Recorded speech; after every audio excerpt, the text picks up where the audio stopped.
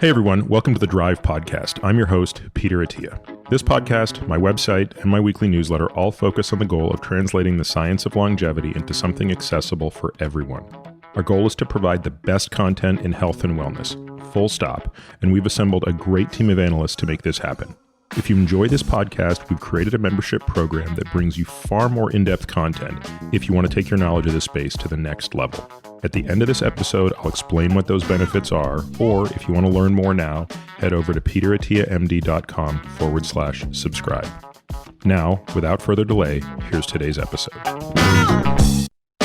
Welcome to a special episode of The Drive as we celebrate our recent 200th episode.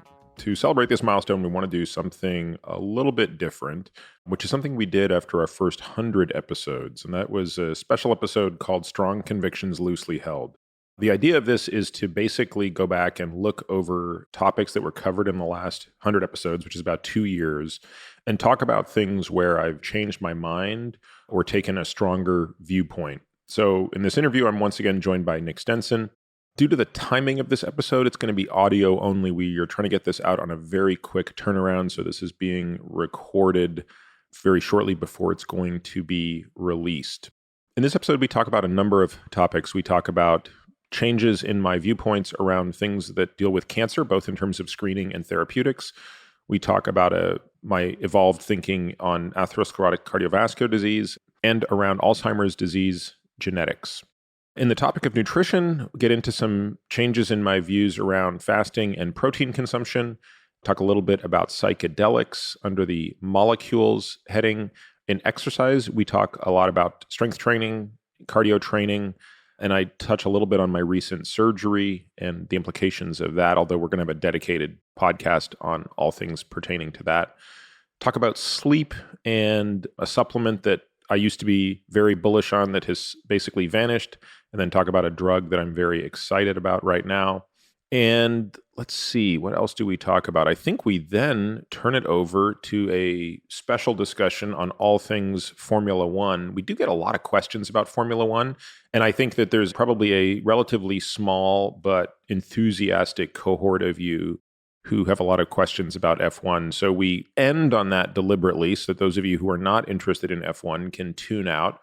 But I think it's actually a pretty cool discussion. And I think even people who are just casually becoming interested in F1 will find this interesting. So hopefully that's more than 6 of you. So anyway, without further delay, please enjoy this episode celebrating 200 episodes of The Drive and specifically looking back at the last 100.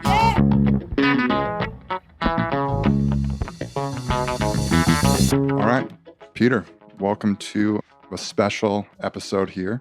This is one you and Bob did way back for episode 103, which is kind of this concept around strong convictions loosely held, which I'll have you explain in a second. And we did this after the first 100 episodes of the podcast, and now we just crossed episode 200. If we were a little better at planning, this would be episode 200, but episode 200 maybe 201 technically, right?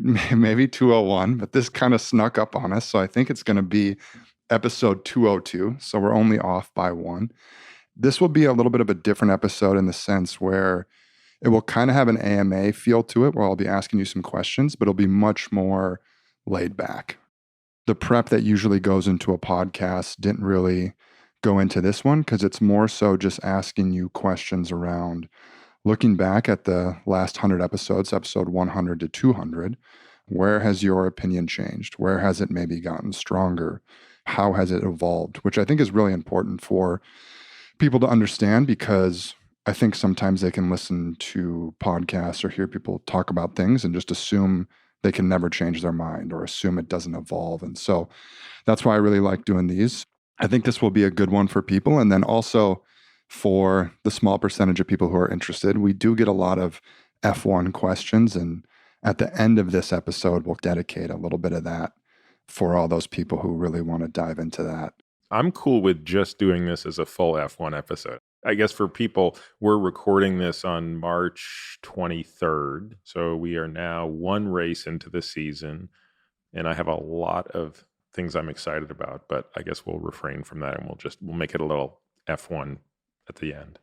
Yeah, a little bonus guy on there. So that will be good. But why don't we just start off by just explaining this concept of strong convictions, loosely held, where it came from, your thoughts on it, and why you think it's so important, especially in the science space, the health space, things of that nature. It's a phrase that I'm sure many people have heard before, and I certainly wouldn't even know where to attribute it to originally, but I can tell you where I attribute it to. I attribute it to a friend of mine named John Griffin, who used to run a very successful hedge fund. And I just remember John, one day we were sitting around talking about his investment philosophy, and I just remember that expression coming up over and over again, which was you have to invest based on strong convictions, but they need to be loosely held. And so you have to constantly update your assumptions with new information. And I thought, wow, I can see why that makes sense if you're going to be a good investor, because if you invest in something based on a thesis, but you can't readjust your thesis position based on new information. In other words, if you're more interested in staying with a position as opposed to evolving your position, you're probably not going to be a very good investor. I realize, that's kind of the same in science, medicine. And unfortunately, I think it's probably our default setting to dig our heels in on a position. So ironically, I think it's viewed as a sign of weakness or being wishy-washy when you change your mind. Certainly in politics, that's something that you get hammered for.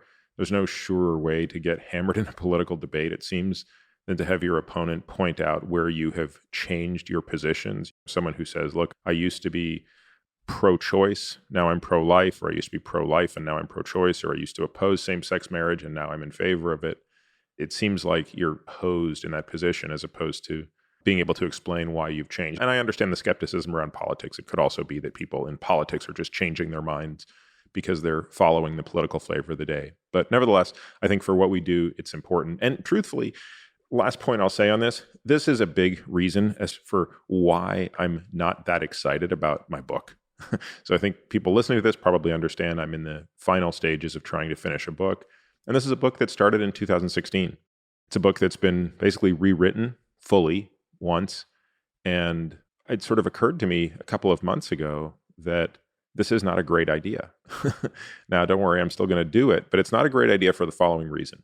Let's say I take my hands off the final manuscript in June of this year, and this thing gets published in February or March of next year. I can promise you that there are things that I'm going to have changed my mind on that will be in print just within that 9-month period, let alone in the years that follow. So this is a form of communication where you're kind of locked into a point of view. You don't get to really update print. So there are other reasons, right? A podcast will typically reach more people than a book.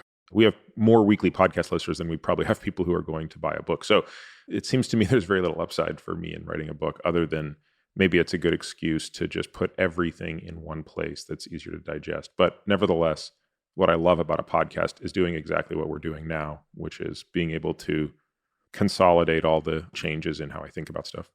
I wasn't going to bring up the book, but now that you did, I might as well ask a few questions on it that I'm sure people will be curious about. When you talked about it previously, the draft was insanely long. This new manuscript, is it looking just as long? Is it going to be pretty hefty size, or you think it's going to get cut down? No, it's going to be cut down, and we're already doing an amazing job of that. So we have a great editor at Penguin Random House, and when we first connected, the manuscript was close to 200,000 words. She thought, well, this really ought to be 80,000 words. I said, well, it's probably not going to be that little, but I think we're both hoping that we can converge this thing to about 120,000 words. That's still a pretty thick book, but I think that's manageable. And I think as Bill Gifford, who's my co-author, and I go through this, and we've been working really hard at this, we're just relentlessly pushing each other. Like, how can this be said in fewer words? Is this point, while interesting, necessarily relevant to the broader point we're making? If yes, keep it and streamline it. If no, cut it. So you've probably heard me use the expression before, kill your babies. This is the perfect example of killing your babies. For the folks listening who might not know what that is, that was also great advice to me given when I was in medical school writing my first scientific paper. I'd put so much work into it, and I had all of these figures and all of these tables. One of the guys I was working with in the lab said, look, you got to learn to kill your babies. You're going to do 20 experiments that are not going to make their way into the paper. And that's going to feel awkward. It's going to feel like, no, I need to show you as the reader of this paper everything I've done and every experiment and every iteration. And similarly with a book, there's a part of me that was like, I almost want the reader to be able to see how much work has gone into this. But of course, that doesn't make for a good book. Nobody needs to sit through 250,000 words, which is what this would easily be. So there's lots of baby killing going on right now.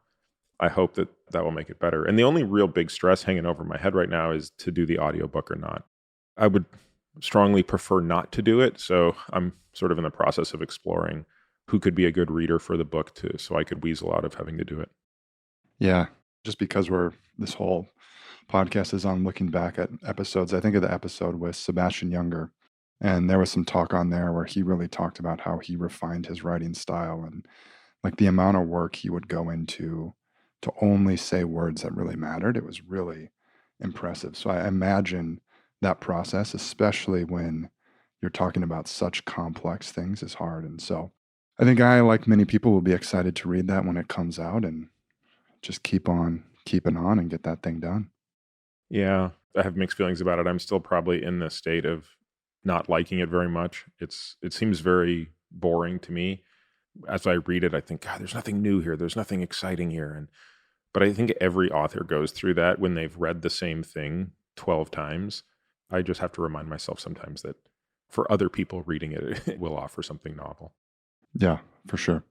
And for people listening, if you have strong opinions on if an audiobook should be read by Peter, I know you put that poll on Twitter, which was really interesting, but feel free to send us a message. Let us know how important you think that is.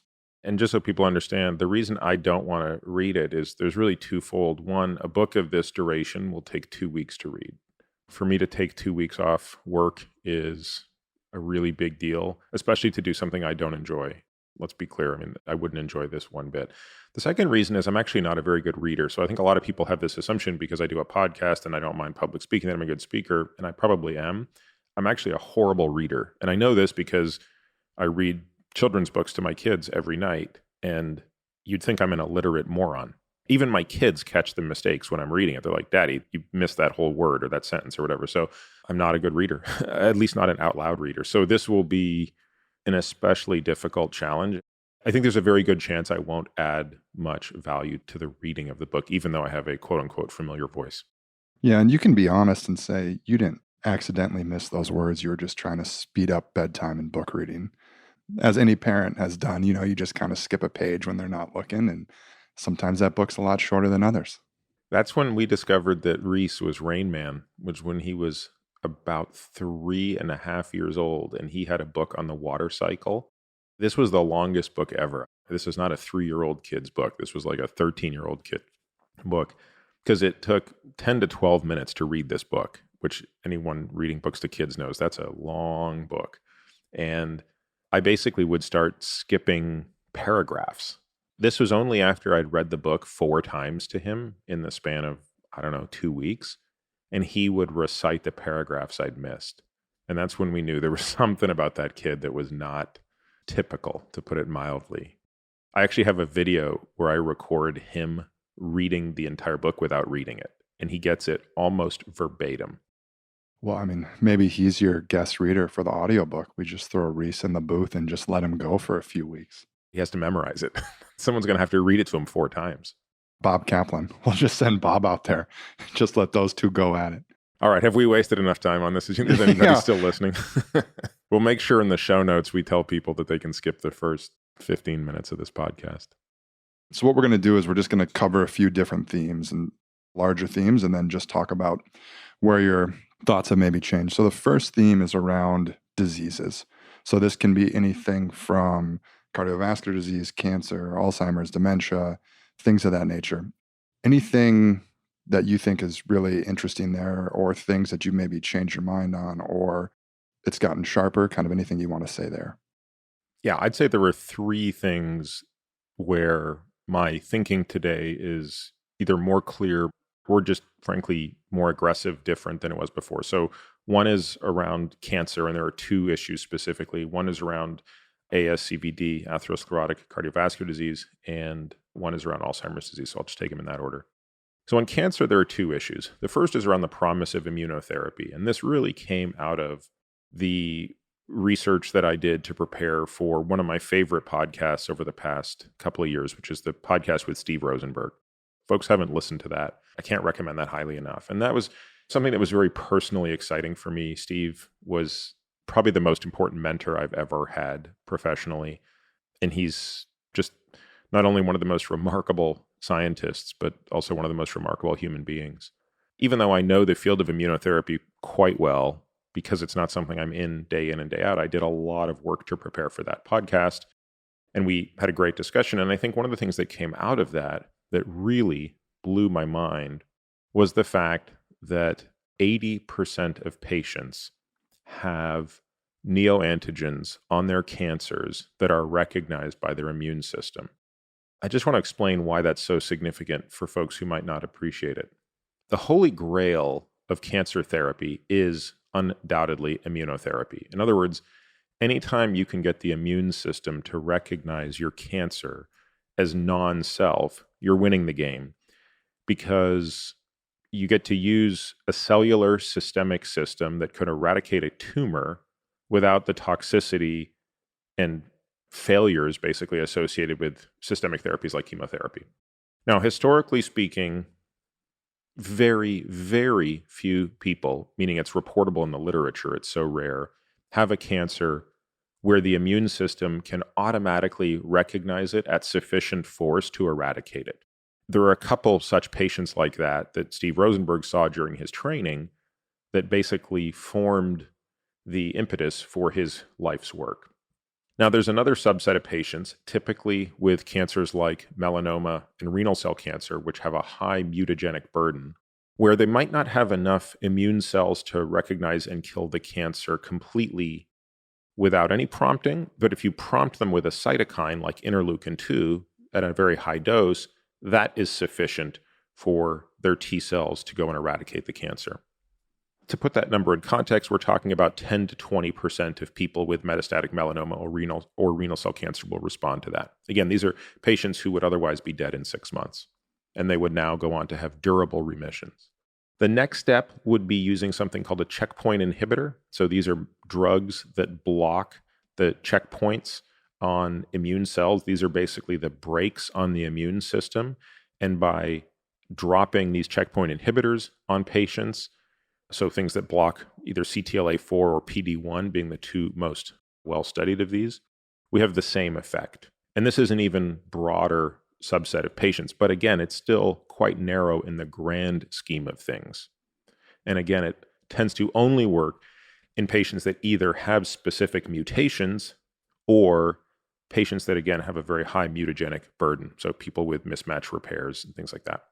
But when you look at the fact that 80% of patients, and everything I just talked about, the spontaneous remissions, the IL-2, the checkpoint inhibitors, might account for 10% of that 80. What about those other, call it 70% of people? Well, I think what this finding gives us hope for is that we may, in fact, be able to use some combination of tumor-infiltrating lymphocytes, TIL, or adaptive cell therapy, where you genetically engineer T cells with that recognition. And so the reason that those patients aren't having spontaneous remissions or aren't responding to interleukin-2 or even checkpoint inhibitors is because they probably don't have enough of those T cells yet. So this now becomes just as much a bioengineering problem as it is an immunology problem. You have to be able to recognize those cells. Well, it turns out that's pretty easy to do. And now you have to be able to expand them in a manner where they still have the longevity necessary to go in and be infused into patients and basically arrest and eradicate their tumors. So all of this is a long way of saying, I really think that in 10 years, we're going to basically be using designer-based immunotherapies to eradicate most solid organ metastatic cancers. That's a bold-ass statement. Let's call a spade a spade. But the reason I think this is so doable is historically, it's the impediment to this, and where people, I think, would say today there's an impediment to this, is cost. If every single person has to have their own TIL or adoptive cell therapy regimen created, well, I mean, that's obviously very costly, right? That could be a couple $100,000 to generate. But the reality of it is, when you look at the cost of cancer therapeutics today and the failure rate, I actually think the cost of doing this is less, especially when you do it on a quality basis, so a quality adjusted life year basis. Because today it's not uncommon to spend $80,000 on a treatment that extends life by 4 months. Well, would you rather spend $80,000 on something that's going to extend life 4 months, or $300,000 on something that's going to extend life indefinitely with respect to cancer? So to me, it's just going to require kind of a fundamental shift in how we do the actuarial science around durable remission therapies. So that's, on the cancer front, something I'm very excited about. Let me follow up with a few questions there, because I think you kind of make some big statements, and I think there was a few terminology that it would be helpful to let people know what they are. So one is, you mentioned solid organ cancers, so maybe just run through what those are. The other is, you mentioned metastatic cancer, so maybe just define what that is, because I think that will be helpful. The other thing I was going to say is, for those wondering, the episode with Steve Rosenberg is number 177, and it's also a amazing episode of someone who just never gave up and just was so hyper focused. If anyone hasn't listened to it, it's very technical, but the stories he tells and the stuff he was able to do is very, very impressive. Yeah, so let me go back and answer those 2 points. So what does metastatic mean? Metastatic means the ability of the cancer cells to spread beyond their primary site of origin. And that's one of the 2 hallmarks of a cancer cell. So one of the 2 things that defines a cancer cell and differentiates it from a normal cell. So if you have somebody with colon cancer, what is it about the colon cancer cells that is different from the regular colon cells? One of them is this ability to leave the colon and go someplace else. So colon cancer cells could now grow in the liver, whereas regular colon cells, if you put them in the liver, wouldn't grow. The second thing is basically the inability to respond to cell cycle signaling. A regular cell from the colon will respond to signals that tell it to stop growing. That's how it knows to stop. So if you have an injury to the colon, it will respond appropriately and grow to heal, but then it will stop growing once it's told, hey, we're done, we don't need you to grow anymore, that's fine. Colon cancer cells won't do that. Those are the 2 hallmarks, is not responding to growth signal stopping and being able to spread. To your first question, what does a solid organ tumor mean? Yeah, so it's basically anything that is not a leukemia and lymphoma, effectively. So leukemias and lymphomas probably account for about 20% of cancers, and then the solid organs about 80%. That's really cancer deaths, I should say, not just cancers. So almost every time we hear about somebody dying of cancer, we're usually hearing someone dies of colon cancer, breast cancer, prostate cancer, brain cancer. Those are what we call epithelial tumors, to be more technically correct. And you mentioned the timeline 10 years. Is that timeline where this becomes a possibility?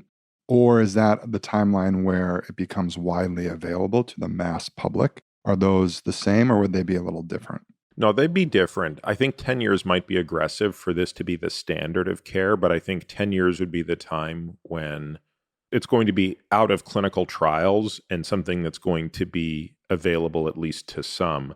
My guess is, unfortunately, in 10 years, I mean, again, I'm just making this up, it might not be something that is covered by insurance, which would then immediately limit to a fraction of the population that people that could get this. But it's going to have to get some traction beyond clinical trials, and there might be a period of time before this is covered. Again, I could be wrong. It could go straight from very successful clinical trials directly to something that Medicare reimburses for. But that's what has to happen, right? I mean, unless Medicare and Medicaid reimburse for this type of treatment, it could never be widespread, regardless of how successful it is.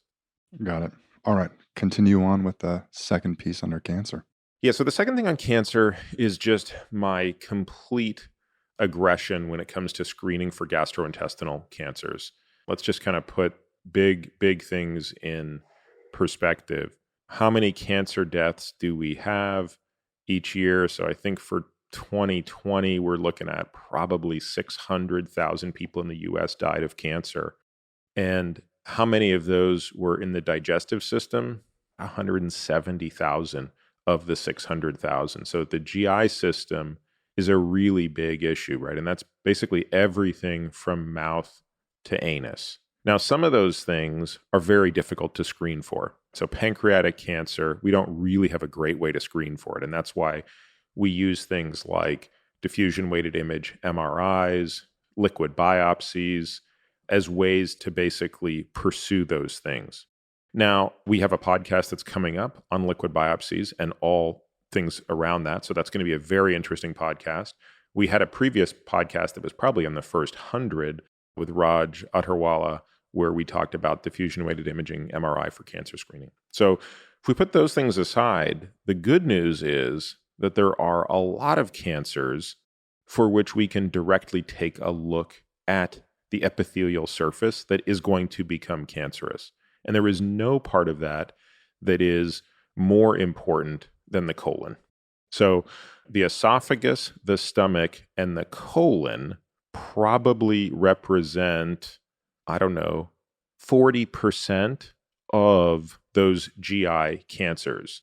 So again, liver and intrahepatic bile duct and pancreas are probably also about 40%, and those are much harder to screen. But when you look at organ-specific sites, colon cancer is generally in the top 3 leading causes of death for both men and women. And what I'm about to say is going to sound incredibly bold and controversial. It seems increasingly true to me, which is nobody should ever die from colon cancer. And I would add the same for esophageal and stomach. And the reason for that is, especially in colon, the progression from non-cancer to cancer is visible to the naked eye through the transition of non-malignant polyp to malignant polyp. So if you did this as a thought experiment, if you did a colonoscopy on somebody every single day of their life, they would never get colon cancer, because at some point you would see the polyp, you would remove it while it is non-cancerous, and they would not get cancer. So of course, how do you turn that thought experiment into a real life idea? Well, you have to ask the question, what is the shortest interval of time for which a person can have a completely normal colonoscopy until they can have a cancer? There's no clear answer to this question, and we've done a lot of work on it, and I've spoken with a lot of gastroenterologists about it, and there are certainly some case reports that it can happen in as little as 6 to 8 months. Of course, one has to question whether, in fact, people had perfectly normal colonoscopies 6 to 8 months earlier, and it's possible that they did not, and that something was actually missed at the time. But I think most people would agree that if you had a colonoscopy every 1 to 2 years, the likelihood that you could ever develop a colon cancer, while maybe not zero, is so remote that you could effectively take colon cancer off the list of the top 10 reasons why someone dies of cancer. And so it's for that reason that I'm very aggressive when it comes to this type of screening, which also includes upper endoscopy. So you basically get for free the esophagus and stomach when you look at the entire colon, rectum, anus. And what are your costs? Well, your costs are obviously the dollar cost, which is not cheap. I can't tell you what the average cost of a colonoscopy. I think when I get them done, because I'm getting them done outside of regular screening, so I'm paying for them. They're certainly not cheap. I want to say maybe I'm paying $2,000 for a colonoscopy, so that's a huge cost. And then there's obviously the risk of the sedation, which again is not zero. In the hands of someone who's doing this every minute of every day, it's very small. And then, of course, there's the risk of perforation, which again is also incredibly small, especially in a healthy individual. And even if it does happen, it's generally something that's pretty easy to manage. So again, is this something that I'm taking lightly? No, it's not. And I can't tell you yet what the ideal frequency is, because at some point, for example, a colonoscopy every day would be a silly idea on all of those metrics, right? Your risk of complication is clearly going to exceed your risk of cancer, notwithstanding the cost and daily challenges of bowel preps. So where is that number? I don't know, but it's much more frequently than what's being done today. That's what I would propose. It's not every 5 to 10 years. So it's probably every 1 to 3 years would be my intuition. I think the other thing there, and to follow up, Raj's episode is episode 61. And another good resource on this is After Chadwick Boseman passed away, we did a weekly email on it, and we'll link to it in the show notes. It's called Colorectal Cancer Screening. And I think the other thing that was talked about in there, which you do a little different, is not only the frequency, but the age in which you start your patients for their first colonoscopy. I think the standard is 50 or 45 now, but either way, you prefer much earlier. I think they are moving it down. I mean, in our practice, we think 40 is the age at which a person should have their first colonoscopy if they have no history of colon cancer. About when I had my first one was 40 or 41. I'm 49 right now, and I'm scheduled for a colonoscopy in a month, and that'll probably be my fourth one. And to be clear, this requires me arguing a little bit with my primary care physician who's saying, Peter, you're being a bit ridiculous. But then I say, look, I want you to go and read what I've written about this. Let's hop on a call and let's discuss this. In the end, he's like, okay. And then you could argue, well, maybe I get my way because I'm a doctor and I can be more persuasive in my arguments. But I think these are the discussions patients need to be having with their doctors if they're in a position that they can afford to do this outside of their regular screening. And if not, I think they should push to see whatever can be done with inside the bounds of their insurance as well. I realize that we're all tainted by our biases, but the images of the people that I have seen who have had colon cancer before the age of 50, I mean, those are seared into my brain. And that's why I think those are just such asymmetric benefits.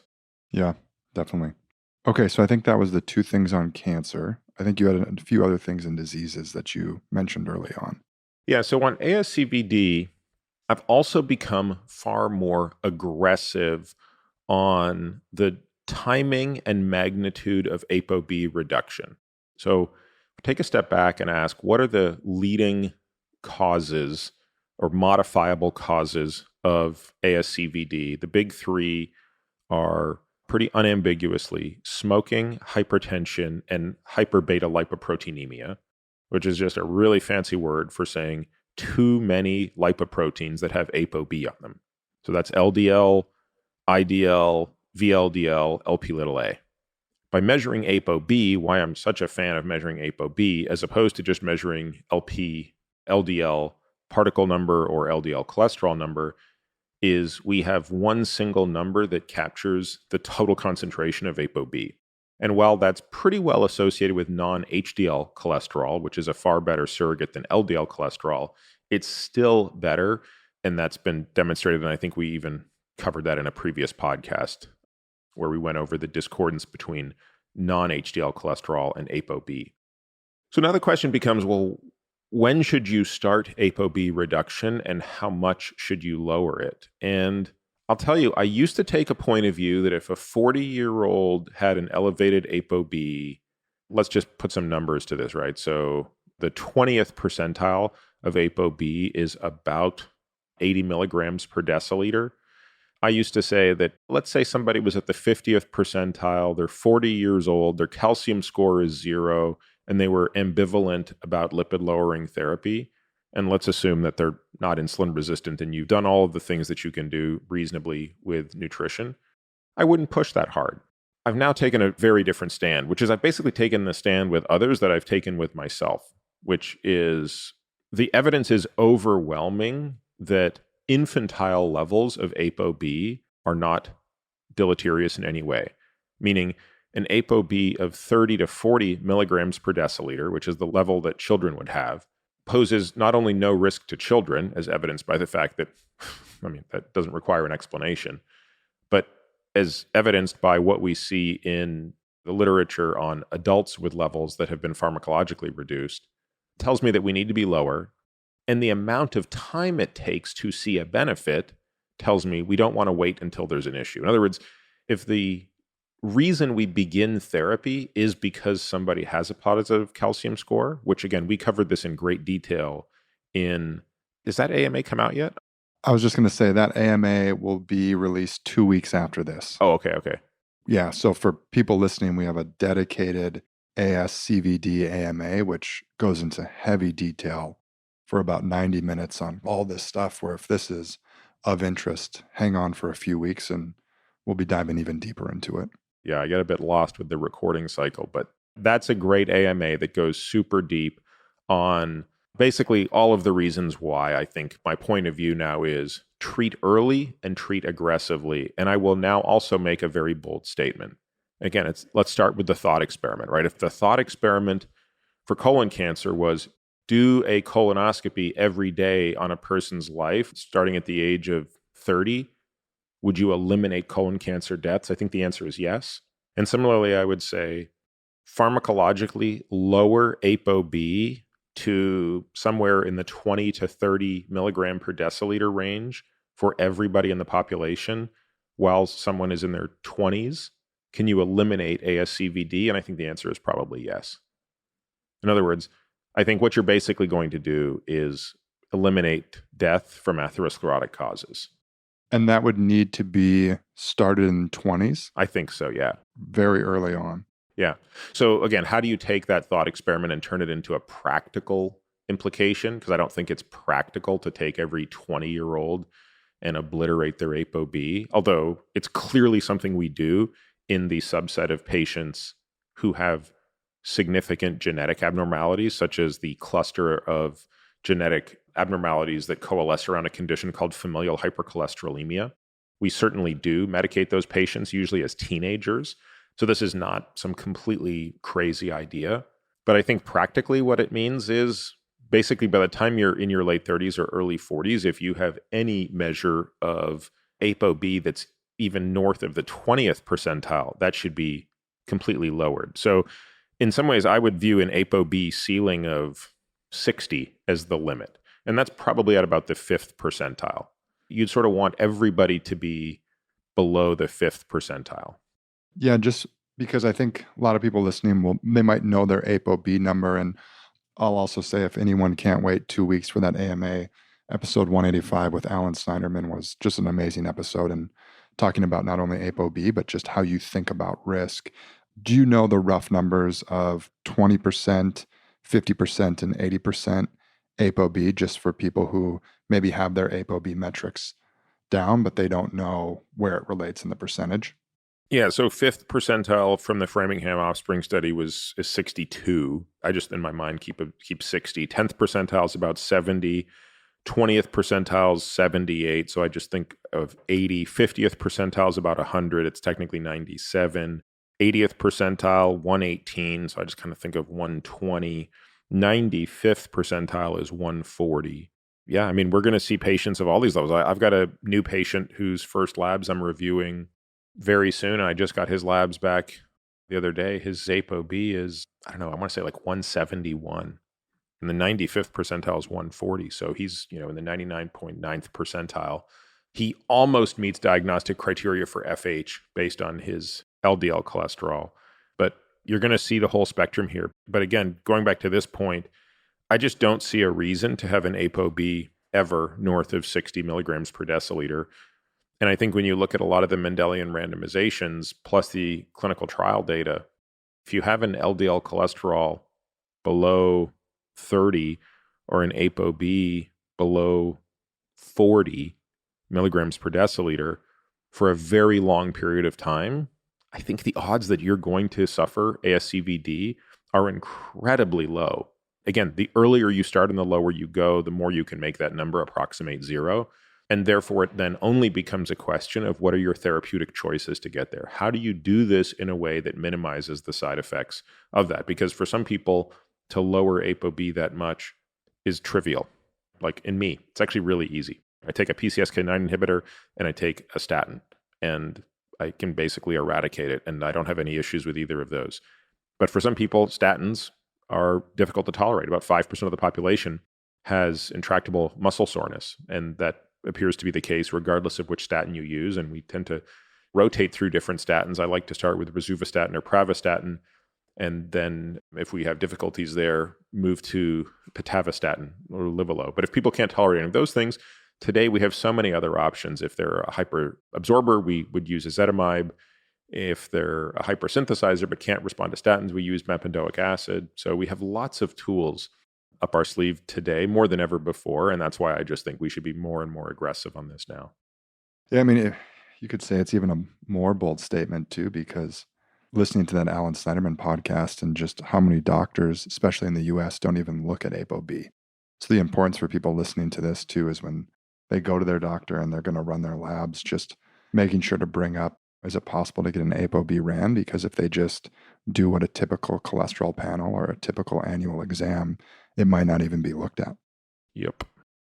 Anything else on diseases that we want to cover before we go to our next subject? One last little thing I'll just say, and this will probably come up in a dedicated podcast down the line because there's just been so much interesting stuff going on. But I think when it comes to Alzheimer's disease, our focus now on genes outside of apoE is pretty significant. I don't think Richard and I have ever spoken about this on a podcast, Richard Isaacson, but it's probably something we need to revisit. We're working on a paper right now that will get into some of this stuff, but it turns out that there are a lot of genes that seem to modify the risk of apoE. So anybody listening to this who's been a regular listener to the podcast is undoubtedly familiar with apoE and its 3 subtypes, type 2, 3, and 4. And of course, you get 2 of each. So you get two genes, so you can have the 6 possible combinations there. The 4th isoform of that is the high-risk one. So if you're a 2-4, it seems to more or less be a wash, maybe slight increase in risk. The 3-4 seems to be associated with about a 2 to 3-fold risk in Alzheimer's disease, and the 4-4 probably about an 8 to 12-fold or maybe 8 to 10-fold increase in risk. But we also know at the individual level that even though everything I just said is true at the population level, it doesn't explain what happens at the individual level because there are some individuals who walk around with 4-4s who don't seem to get Alzheimer's disease. Or if they do, they get it very late in life, and it's indistinguishable from the sort of population variant. So they're not getting this variant where they're being taken over by this disease at the age of 61 or something horrible like that. It turns out that there are a bunch of other genes that we're now starting to understand modify the risk of E4. Some things make it more significant, some things make it less. So there are certain haplotypes of the TOM40 gene that amplify risk. There are certain mitochondrial haplotypes that amplify risk. One of the most exciting genes is the klotho modifier. I think it's KLVS is the modified SNP of klotho that actually seems to erase all of the downside of ApoE4. So ApoE4 people who have this klotho subtype have baseline risk. So one other thing that I'm now becoming really interested in, unfortunately, the ways to measure these other genes, it's very challenging, and we have to do it by brute force today. So we don't yet have a standardized way to do this. So it takes a lot of time and costs a lot of money to take a whole genome sequence and do the search for all of these other subtypes. It takes months.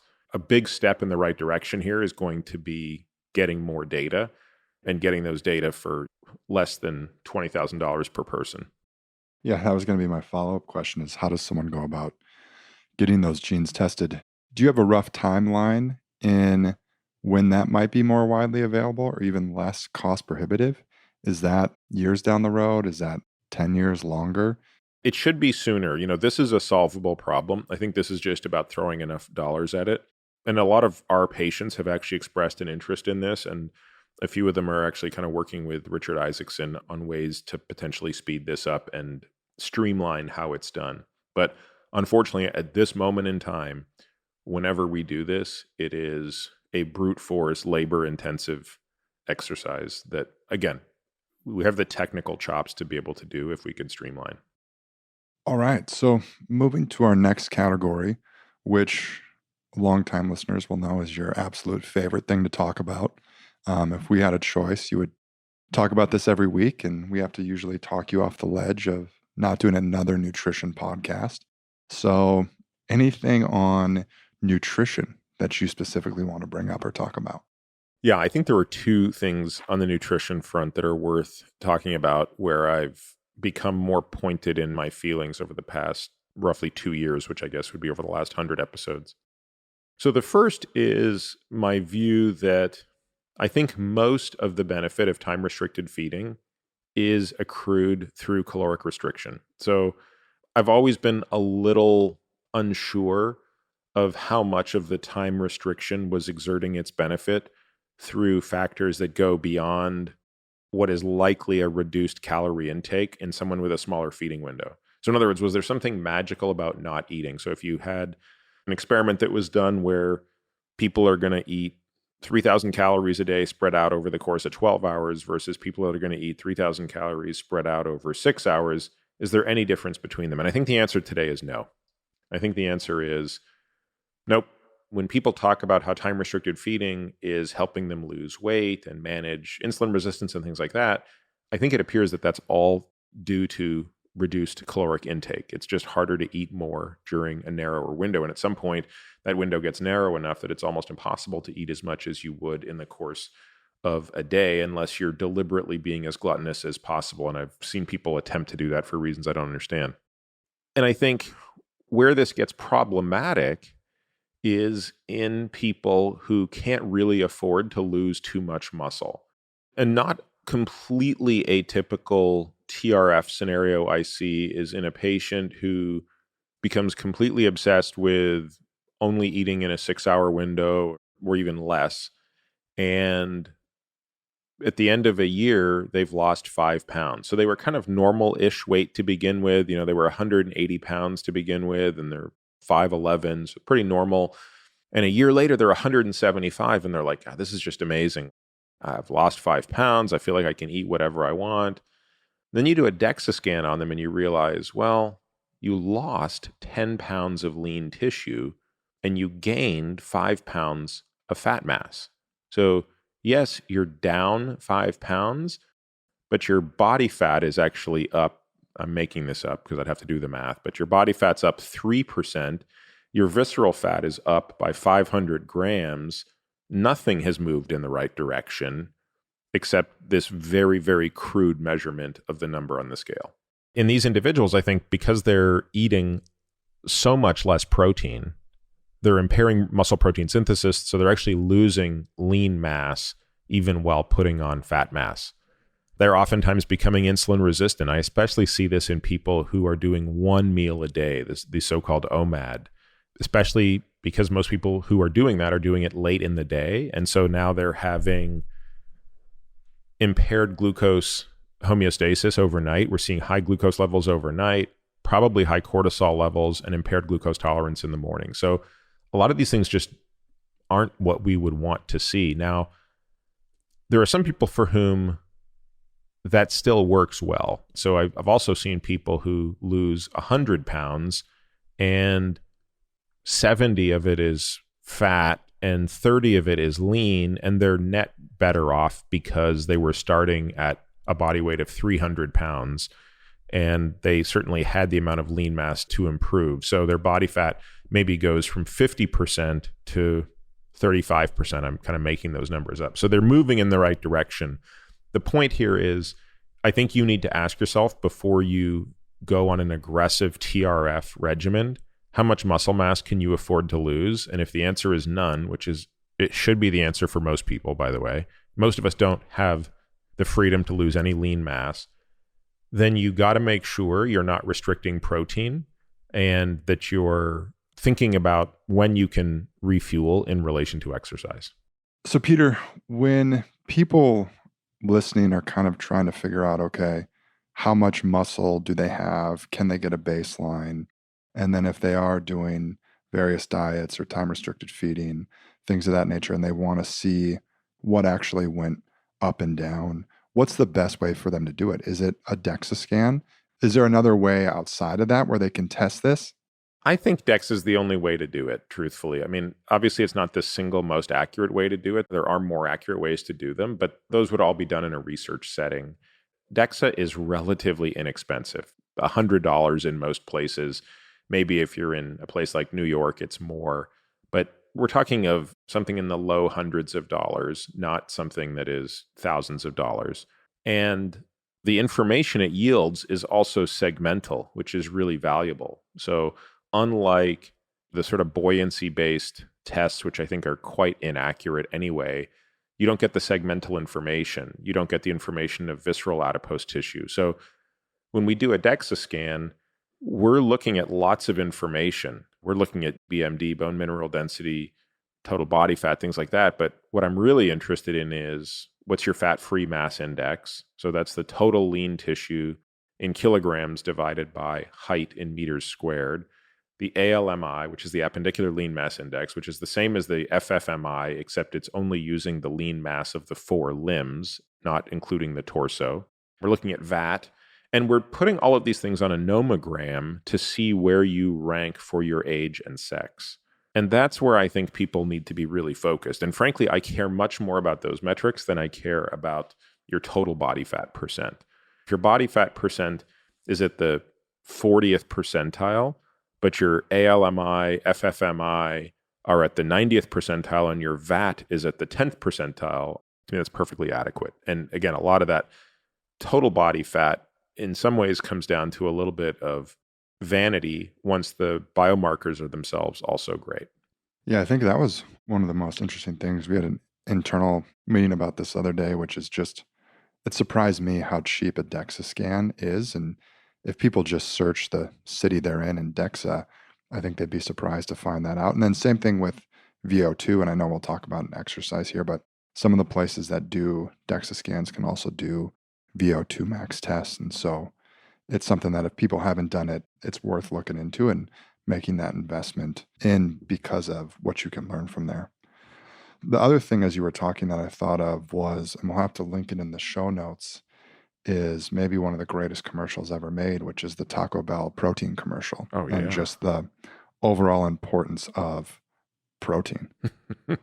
Before we move on, is there anything else in nutrition you want to touch on?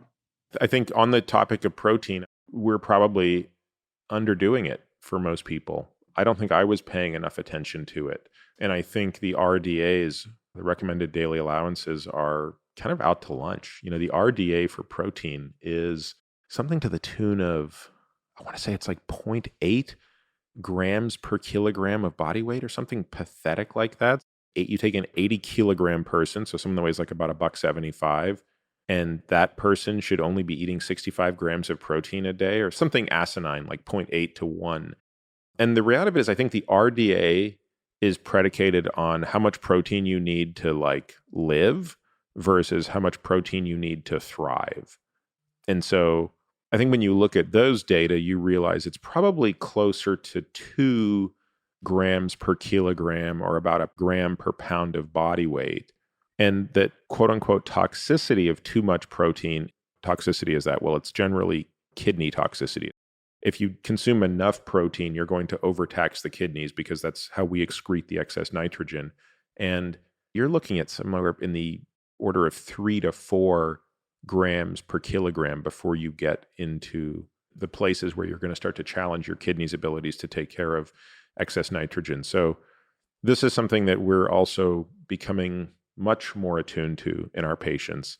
It seems to be a really big problem in middle-aged women. That's where we're probably seeing the biggest deficits are these women that show up with no muscle mass, eating no protein, doing very little strength training. I mean, to me, that is a recipe for a shorter life, but more importantly, a lower quality of life. Not to keep plugging future episodes, because I think what people may not realize is at any time of the year, we have about 12 unreleased episodes. So we kind of bank episodes, and just because of the nature, and we do them and releasing them once a week, there's a lot that are unreleased. But a few weeks after this, so in late April, there was a follow-up conversation that you and Lane Norton had, which kind of gets into a lot of this even in more detail. Everything from the time-restricted feeding to protein, and even you both get in a conversation around what Lane would do and how he would prescribe a workout routine, protein routine for that person, the roughly 50-year-old woman who does cardio, doesn't do a lot of strength training, but needs to build in muscle. So if people want to hang on for a few more weeks too, that's coming in more detail. I think it makes sense then to kind of go a little bit on the path we're going, which is exercise. So I don't want to say there's a lot of things that changed with your view on exercise, because you've always been a big proponent of it. But from how I've even heard you talk about it, it seems you're more sold than you've ever been on the importance of exercise in someone's longevity. So, do you want to maybe talk about just the theme of exercise and where you've evolved, what your thinking is now, and why you've even put more of an emphasis than before? Yeah, you're right. It seems odd that I would even be talking about this, given that exercise has always been such an important part of my life personally. But I think I've now come to appreciate the magnitude of the value that is brought to a person's lifespan and health span by having higher cardiorespiratory fitness and more strength. And you can't really get more strength without training. So more strength is synonymous with training, with strength training, obviously. I think I posted something on this a long time ago, or not that long ago, maybe a month or so ago, on Instagram and Twitter, where I kind of walk through some of the data on this. We'll link to that. But the gist of it is when you look at the improvements in all-cause mortality by moving up the chain of cardiorespiratory fitness, so moving from being in the bottom 25th percentile to the 25th to 50th percentile, they have terminology for all of those things like low, below average, above average, high, and elite, which would be sort of bottom 25th percentile, 25th to 50th, 50th to 75th, 75th to like 97.5, and then the top, call it 2.5%. As you march up those strata, your all-cause mortality drops, and it drops at levels that aren't appreciated by any other intervention. Quitting smoking, going from having end-stage renal disease to not, and it's easier to look at these in reverse. So comparing someone with end-stage renal disease to someone who doesn't have it, a smoker to a non-smoker, someone with type 2 diabetes to someone who does not. Those are big multipliers of risk, but they're dwarfed by the multiplier in risk that you would go from having a very high VO2 max to a low VO2 max. Now, of course, these associations have lots of interplay with other variables. There's some genetic component to this, to be sure, and there's obviously a healthy user bias. So I'm not acting like those things aren't present. But the point here is, if you can get yourself to exercise versus not, that's a big driver of mortality reduction. And the VO2 max becomes one way that we can track the progress you're making on that metric. Similarly with strength, similarly with muscle mass, and things like that. Turns out, by the way, that strength matters more than muscle mass, but muscle mass is a very good proxy for strength. You know, it's funny, I'm 2 days now post-op from this shoulder surgery, and it's really interesting how much I've noticed my grip is weaker in my right hand, which is the side I was operated on, than pre-op. So not being able to recruit the full musculature of my shoulder and scapula on the right means I actually have slightly weaker grip in my right hand. And that's why I think grip strength is a great proxy for longevity. It's always been known to be that way. And the question is why? And I think there's lots of reasons. Among them, it's just a great proxy for overall body strength and muscle mass. But I think it's also a very functional form of strength. Basically, everything in your upper body is mediated through your hands. And if your grip is weak, everything downstream of that is weak. When you watch someone who's got a weak grip deadlifting, it's very difficult for them to deadlift correctly because they don't create a proper wedge. They don't create enough tension between the bar and their torso because their grip is weak. And if they don't create that tension, they're going to compromise their lift. And by the way, then they're more likely to get injured. How do you train for grip strength? I mean, I assume you're not just doing those grip curls with dumbbells, things of that nature, but how are you training specifically for grip strength? I mean, a lot of carrying things. So I'll do a lot of supersets. I'm doing a farmer's carry in between other workouts. One of my favorite, I won't be doing these things for quite a while, of course, as I'm recovering, but I love doing like the ski erg. So I'll do a 1 minute all out ski erg followed by a 1 minute farmer's carry with, 70 pounds in each hand.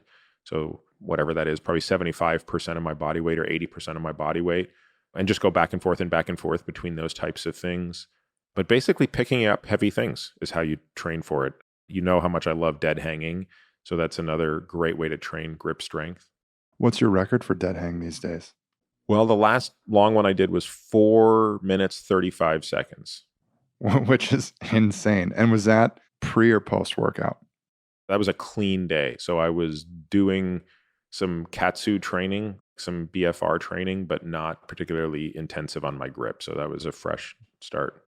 I'm going to ask a question, but I think we'll also have to step back and maybe let people know about the shoulder surgery you just got, because there's some gnarly videos you posted on Instagram of it. So if anyone has a weak stomach, they might not want to look at it, but otherwise it's pretty fascinating. So, because my question was going to be, are you just going to start with your shoulder in a sling, left hand, one hand dead hanging, and just really work on strengthening the left side of your body? But also maybe let people know what you just did with your shoulder.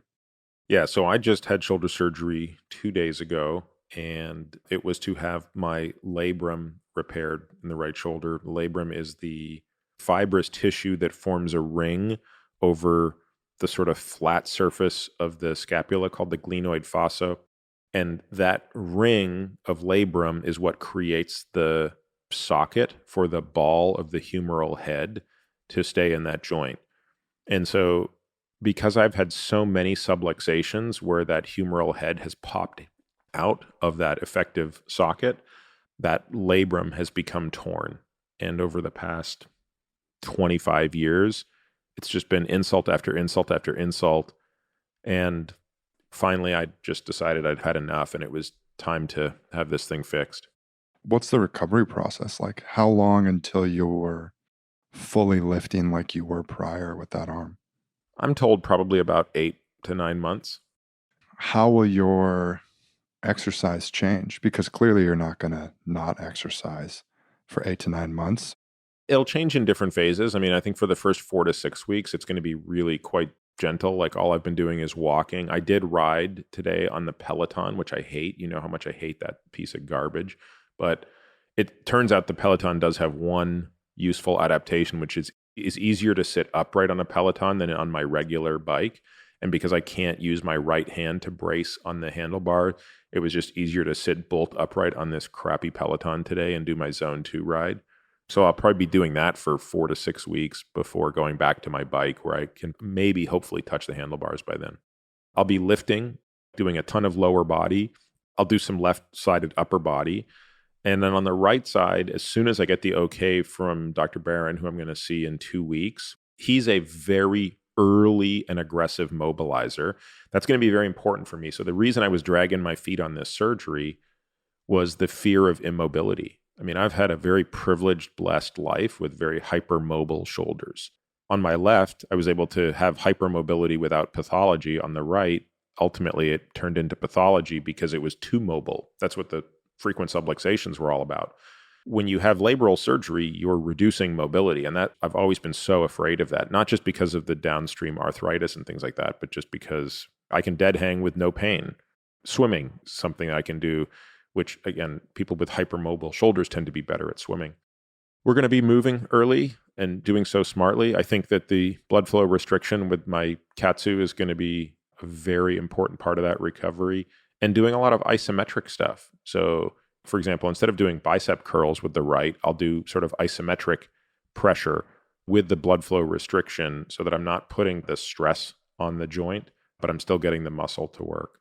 Yeah, you're kind of documenting everything on Instagram. And so we'll include those in the show notes. But for people who kind of want to see more of not only the surgery itself, which you posted, but you also posted a series of videos prior to that, which was kind of walking through what your exercise routine was. And I assume you're going to continue. I'm just hoping we're going to get a lot of videos of you on the Peloton, because I think it's okay for you to admit that that's just a far superior bike and mode of Zone 2. And maybe that's the blessing in disguise that will come of this shoulder surgery, is your love of the Peloton. Oh, God. Like the most ergonomically inappropriate bike ever built. Yeah, we just need Jill to start buying you Peloton clothes. You can just replace your Viore with the big P Peloton shirts that you can wear. I think that'd be perfect. In all seriousness, though, the other thing that I've come to the conclusion of in just talking to you and listening to podcasts and meetings and things of that nature is a lot of times the feedback we can get is when you talk about some of this stuff, it's not widely available to all. When you look at some of the drugs, it can be cost prohibitive or really tough to access them or find doctors who will prescribe them. I mean, even what we were talking about earlier with genetic testing, the cost prohibitive of that, the timing of that. But the thing with exercise is it's available to everyone. It just requires a lot of hard work. But from what I've heard you saying, correct me if I'm wrong, you still think it's one of the most potent things that people can do outside of what drugs or supplements they take, outside of other things they can do, is just exercise and working on building that muscle strength and muscle size to this day just can make such a difference in someone's not only health span, but also ultimately their lifespan. Yeah, I mean, that's the good news and that's the bad news. The good news is this tool called exercise, which is broad, includes a lot of things. It's not just one thing. So by definition, it needs to be multimodal. It has an unbelievable impact on your lifespan and health span, probably bigger than anything else. And it's available to everyone. It has the least barrier to entry. The drawback is it's the hardest, I think. It takes the most time, that's for sure. And it's the most uncomfortable. Yeah. Anything else on exercise before we jump to our next topic? I don't think so. On that kind of idea of supplements and drugs, anything around molecules that you want to talk about, or you've maybe changed your mind about, or even gotten stronger about? Anything, whether it's supplements, prescription drugs, hormones, any of those?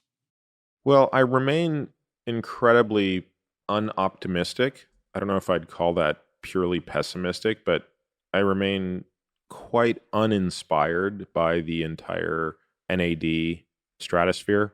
So again, I'll be happy to be sitting here in a year or 2 years when we hit 300 episodes and talk about how now I'm completely convinced that precursors to NAD are the key to longevity. But if you're to ask me, how do I view that science today versus 2 years ago, I'm far less optimistic than I was then. And I wasn't really optimistic 2 years ago. I mean, 2 years ago, I was kind of like, meh.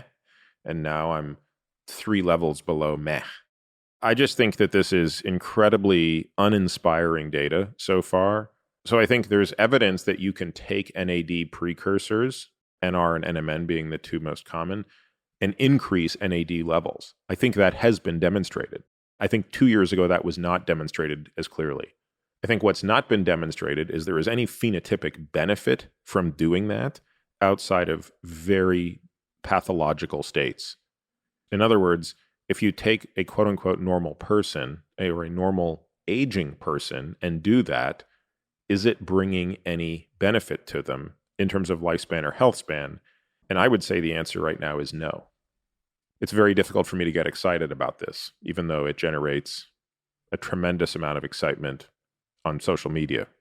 Now, again, happy to be proven wrong, but that will require data. And it will not require bad data. It will require good data. I'm not going to be swayed by poorly done studies where outcomes are not pre-selected, but are cherry-picked and not corrected for in terms of multiple looks and things like that. So some of the common problems we see with small exploratory trials that are important to do, but should never be confused with trials that convince us of what's going on. Yeah, and kind of a funny turn of events is this podcast is really looking at the past 100. I feel like we're also starting to hype up all our future podcasts accidentally because we have a dedicated AMA we did on looking at NAD and its precursors, NR, NMN, as well as metformin, rapamycin, combining all those questions. And then in addition to you answering questions on there, we also brought back past guest Matt Caberlin. So that will be coming out in May, which will be a very, very deep dive into a lot of that research and a lot of those things that you kind of just hinted at. And going forward, I just like the idea of creating a scale of how excited you are by how many levels up or down it is from meh. Meh, the meh scale. Yeah, exactly. All right. Any other things on molecules you want to touch on? Yeah, I mean, I think there is one other thing there, which is, and I think I talked about this on the David Nutt podcast, I believe, but it's that I do worry a little bit about the hyper focus on psychedelics as the catch-all, cure-all to every problem in isolation. So maybe it speaks to the circles I travel in, but it's hard for me to go like a week or two without talking to somebody who is raving about this shaman in Peru or this shaman here or their psychedelic experience being life-changing. But a lot of times when I get under the hood of that a little bit, I realize they're describing something in isolation that I don't think is very durable. My intuition is that those types of therapies are incredible tools to create the vulnerability and the environment in which you can do the really deep work. And so I think there are some people who are doing really good therapy that is guided by these types of molecules. Specifically, I'm really talking about psilocybin and MDMA. But I think there are a lot of people who are just taking journeys on those things, but not really pairing it with the hard work that needs to precede and follow it to have the lasting benefits. So I guess I would say that's just more of a cautionary tale of, at the end of the day, I think psychotherapy is probably the most powerful tool in different forms. Like there are lots of different types of psychotherapy, right? We're going to have a podcast coming up on dialectical behavioral therapy, which I think is an amazing type of therapy that's more tool-oriented rather than insight-oriented. So I think we want to think about ways to use those molecules to prime us to be ready to do that type of therapy, as opposed to just viewing the molecule as the solution. In that sense, it's very different from a traditional drug or molecule, where the benefit, I think, is directly accrued from the drug. The David Nutt episode was 182, and I can't remember if you talked about it there or if it was maybe on the podcast way back when with Rick Doblin. But one of the things you talked about there was, when these drugs, if they become legal eventually, is the setting in which people are going to take them and the work that's going to have to go into it before and after. Is there any update? I don't follow the space that closely, but is there any update in terms of where we're at with those type of drugs, psilocybin, MDMA, getting approved, more widely available for trauma, PTSD, things of that nature? So I think that the phase 3 data for MDMA have been marching along with a lot of promise. So these phase 3 trials, which are looking at the efficacy of MDMA combined with psychotherapy versus placebo combined with psychotherapy, are demonstrating pretty impressive deltas and improvements in reduction of PTSD symptoms. And also, I think just as importantly, there's no toxicity. I think all of this is pointing towards a world in which we're going to see certainly MDMA and potentially eventually psilocybin being used as adjuncts to that type of therapy. And one of the big challenges will just be the regulatory environment in which that happens. But I see that coming to the mainstream soon. Interesting. Before we move on to sleep, anything else on molecules you want to touch on? No, I don't think so. So let's move to our next category, which is sleep. So a topic that has been talked about a handful of episodes. Matt Walker's been on the podcast probably more times than anyone, maybe close to Tom Dayspring for who's made the most appearances. But anything on sleep that you've changed your mind on, that you've been stronger upon now based on new evidence or research? Well, I think a couple things. One, I'm probably less concerned with the light from electronics before bed than I used to be. I think I used to view that as absolutely deadly for sleep. I'm not sure that that's really true. It could be more the stimulation that often accompanies blue light, because blue light is often coming from electronics. It can be more the issue. So in other words, it might not be your phone per se that is killing you. It might be what you're doing on your phone. So in other words, if you were looking at your phone and watching videos of puppies and kittens and bunnies hugging each other, and then you went to bed, I'm not sure that would disrupt your sleep. I think what's disrupting your sleep, even if you have like a blue light blocker, is if you're on Twitter. So in other words, I think between those two scenarios, I know which one is going to be more detrimental to sleep. I think the other thing is, as phenibut has become basically impossible to acquire in the US, at least legally, I've looked for what are more appropriate sleep aids. So phenibut is a form of GABA, and it was over the counter available freely until about 2 years ago, that easily accesses the central nervous system. And I think anybody who's tried phenibut would tell you that this thing is an amazing sleep drug. An amazing sleep supplement. And it seemed to be one that could be used frequently without any concern. Unlike melatonin, for example, where you really have to be limited in how much melatonin you're using and how often. So when phenibut went away, we started really paying attention to what were some other things that we could be using. And I think what emerged as a great sleep drug for most people, not as just a drug that you use in crisis. Crisis can be anything from you're having difficulty sleeping because there's something stressful, jet lag or something like that, but just kind of a regular maintenance sleep drug is trazodone. Trazodone is an antidepressant, kind of an old school antidepressant that inhibits both serotonin transporters and serotonin type 2 receptors. So it's a serotonin antagonist and reuptake inhibitor. Never really took off as an antidepressant because at the doses that one would use it as an antidepressant, it created too much drowsiness. So in doses of 250, 300 milligrams, which produced the psychological benefits, most people just were constantly drowsy. So it basically is a drug that went nowhere. And only recently, maybe in the past few years, has it come to be widely accepted that this off-label use for sleep at much lower drugs, typically 25 to 100 milligrams nightly, produces not just remarkable sleep, but more importantly, preserves sleep architecture. Because again, the key with sleep medications is not being unconscious. There are lots of things that can render you unconscious. Ambien renders you unconscious. A solid right cross followed up by a left hook to the head will render you unconscious. They're not promoting sleep architecture. In fact, if you look at Ambien, even though it might increase total sleep time slightly, it's actually reducing slow wave or deep sleep by, depending on the study, it can be 5 to 10%. You're trading good quality sleep for low quality sleep. So in the one study that I'm looking at in particular, and we'll include this in the show notes, you see no change in REM sleep, a reduction in non-REM deep sleep with a slight increase in total sleep, suggesting all you did was add more light sleep.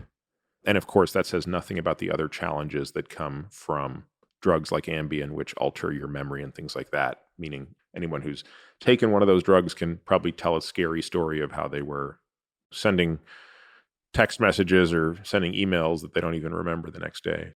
Do you want me to tell a story about you on that? No, prefer we don't. Thank you. All right. Oh, just double checking. Just double checking. It's been a long time since I took one of those horrible drugs, but have the scars to remember. We've been using trazodone pretty liberally with our patients. Doesn't work for everybody. There are some people for whom it just doesn't work at all, meaning it doesn't produce any sedation. There are others for whom we just can't get the right dose. Even at low doses, it produces so much sedation that the next day they're still groggy in the morning. But for most people, and I would say that's like north of 80%, there is a dose, typically somewhere between 25 and 100 milligrams before bed, that produces remarkable sleep, both in quality, duration, and lack of interruption. And the next morning, they're fine. They don't have kind of the hangover from the medication. So again, it's a very old school drug, and it doesn't have the dependency issues that other sleep drugs often have, including benzodiazepines, which aren't horrible for sleep architecture, but we would never prescribe them to anybody because of the dependency issues. Why did phenibut go away? I'm not familiar with that. I could be wrong on this. I believe there was something in Australia where some kids took like 10 times the recommended amount and wound up in an ER. And it was just basically viewed as, hey, this is unsafe. If kids can get their hands on this and take too much of it, which presumably you can take too much of it, it shouldn't be legal, which of course is sort of dumb to me because the same is true of Tylenol. If you take 10 times the maximum dose of Tylenol, you're not just going to wind up in an ER, you're going to be dead unless they can get a liver transplant for you. If someone took 40 grams of Tylenol in a day, which is 10 times the 4 grams that we would describe as the limit, they're going to have liver failure. They're going to die. But nobody's talking about making Tylenol illegal. To me, this was just a very bizarre decision. You know, I think it's a shame because I think it was a really effective sleep aid. And with trazodone, is that becoming a little more widely available? Are there a lot of doctors out there now who are understanding its potential use for sleep because it's a prescription. So anyone listening to this would have to go through a doctor to get a prescription. Is that something that's a little more widely knowledgeable, or is it if people are going to go talk to their PCP about it due to some sleep troubles, they're going to need to go in really prepared with information? We're seeing a pretty reasonable amount of acceptance amongst, I think, doctors that are reasonably well read. This doesn't strike me as something that's that far outside the mainstream at this point. Got it. All right. Anything else on sleep before we get to a few random subjects here? No, but we'll link to some of the trazodone data as well so that people can be armed with that. Yeah, we'll put everything in the show notes. So if people want to dive deeper into that and look at that, they can. So before we get into F1, one thing we always like to ask is if you're reading any good books lately. I'm reading a great book right now. I'm almost done. I like it so much that I immediately reached out to the author to have him on the podcast. So the book is called The Comfort Crisis by Michael Easter. And I knew Michael before this book came out. I think he'd interviewed me once for a story he was doing in Men's Health some time ago. I'm really enjoying the book. And if people haven't read it, I recommend it highly. I think it'll make for an awesome podcast as well. If people are interested, can you give people just a quick little blurb about what it's about? Yeah, I mean, I think the title is pretty self-explanatory, but basically we are in a comfort crisis. We are way too comfortable now. And this comfort, we live in a world where we're never hungry, we're never cold, we're never hot, we're never bored. It's got really negative outcomes on our mental health and our physical health. The question is, how can you exploit that information? The suggestion here is not, well, based on that, let's go back to being hunter-gatherers and be uncomfortable 24/7, because that came with its own problems. But the question is, what can you do in your comfortable world to get appropriate doses of things that are uncomfortable to recoup some of the benefits? So we're now at the point of the episode where 15% of people are probably very, very excited, and 85% of people may drop off, which is totally fine. That's why we kept it till the end. But we're going to talk about Formula One. So I think the best way to start this conversation is for the people who maybe don't watch Formula One every week, haven't followed it for years. Last year was obviously a very exciting ending that was all over the place. So I think everyone is at least familiar with the concept that it came down to the last race. There might have been some controversy around it, and it was all over sports site news, everything, where if people are going to start watching F1 this year and don't know all the details, it can be a little bit of a tough sport to just throw on and get into. There's on some tracks, most tracks maybe, there's not an overtly amount of action, not a ton of passing going on. But the more you learn about the sport, and I can say this because there'll be times where I'm watching it and I'll be texting you, just asking you questions about it because it's like, is this a big deal or not? What would you tell people who are going to maybe start watching it for the first time? Because there is so much strategy. There's so much stuff that you just don't see, where you throw on basketball and you pretty much get the point. Hockey, same thing. Baseball, this seems a little bit of a different sport. So what would you tell people who are like, I'm going to give Formula One a shot this year? How should I think about it? What should I watch? How do I understand it? I do think, despite a lot of criticisms that have been levied against it, the Netflix series Drive to Survive, which is now 4 seasons in, so we have one season for 2018, 19, 20, and 21. I think that's a great place to start. Now, I don't think you have to go back and watch all of them, but I think you pick a season and you watch it. And of the 4 seasons so far, I don't know which one the best one was. Each one has some great episodes. Maybe season 1 or 3 were probably the best, which is interesting because those weren't very interesting seasons compared to season 4 covered the most interesting season we've had in Formula One in a couple of decades, which was the 2021 season. But I actually don't think that the series was very interesting. There were 10 episodes, and I think 4 were really good and 4 were so-so and 2 were really bad, in my opinion. But you get some understanding of what's going on. I think the reason this sport's a bit harder to understand than basketball is there are really 4 variables that determine who's going to win a race. Really 5. The 4 things that determine how fast a car goes plus strategy would be the 5 things. You can be perfect on all 4 of those things, but if you have the wrong strategy, you're going to lose. So the four things are the driver, the actual skill of the driver, the tires, because that's the only point of contact between the car and the surface, the engine, which is what generates the power, and the chassis, which is what allows that power to be transmitted to the tires, and it confers the aerodynamics that are necessary to go fast on curbs, which is really what differentiates F1 from any other class of motor racing. It's not how fast those cars can go in a straight line, although they go insanely fast in a straight line, like 320 kph, 330 kph, depending on how they tune their downforce. It's what they can do on curves that is literally insane. It's how much downforce they can generate. So the engine, the chassis, the tires, the driver are the four factors that determine how fast a car is going to go. And then the strategy for how they race is what is ultimately going to come down to, who's going to win. And now, in looking at those four things, the driver obviously is different for every team. Yeah, so there's 10 teams, 2 drivers per team. So you have 20 drivers in F1 on 10 teams. And usually each team has kind of a and a B driver. Just like on a Tour de France team, you might have 10 cyclists. One of them is the GC contender. Is when the race is at the highest stakes, like it's a Tour de France or the Giro or the Vuelta, like that's the one that everyone is in service of. Usually one of the 2 drivers is the more senior driver. Now, that's not always the case. Sometimes a team is pretty equal. I think if you look at Ferrari this year with Charles Leclerc and Carlos Sainz, I would say that either one of those guys is going to win, and I don't think the team would employ what's called team orders, which is when the team tells one of them to get out of the way if the other one is behind. Yeah, and that's one thing you see in the Drive to Survive is those team dynamics. Just because they're on the same team, there's still competition with each other. Yeah, on some teams it's more than others. So on some teams, that competition between the drivers is the most fierce because technically that guy is in a car that is most similar to yours, though not identical.